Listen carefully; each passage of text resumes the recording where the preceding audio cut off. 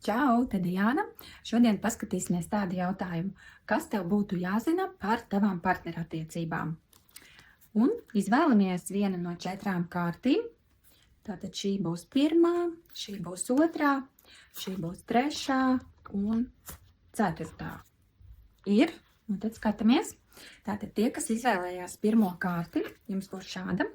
Tas ir par romantiku. Tātad, kas jums ir jāpiedomā attiecībās, ir par to, lai būtu vairāk tāda emocionāla, garīga saikne, lai jums būtu emocionāli komfortabli kopā. Varbūt kaut kāds tāds, kas jums abiem liekas mīļi kaut ko kopā padarīt. Tā var būt kaut kāda filmu vakars vai masāžas vai romantisks izbrauciens kaut kur, kaut ko tādu tiešām uz emociju, emocionālo pusi vairāk izkopt. 2. kārta. Šādi skaista saucās spēks. Tas ir par to, ka jāmēģina būt gan kā mīlošam partnerim, tādam, kas uzņemas iniciatīvu, ja sieviete, tad gan arī tāda mīļa kaķenīte, bet dažreiz arī kaislīga lauvenīte, ja, ka ir vairākas sevis puses jāatklāja attiecībā. Un vīriešiem tas būtu par iniciatīvas uzņemšanos attiecībā uz sievieti, ja, parādīt to savu spēcīgo lauvas pusi. 3.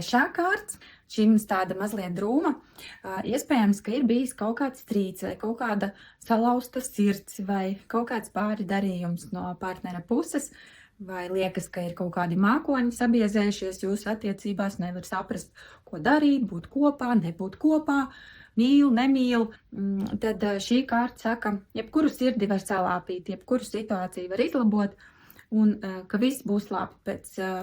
Pēc jebkuras lejupslīdes vienmēr ir augšupslīde. Ja kā liekas, ka šobrīd viss ir slikti, atcerieties, ka drīz tas pāries, ja jūs to risināsiet, ja jūs strādāsiet pie tā. Un 4. kārts.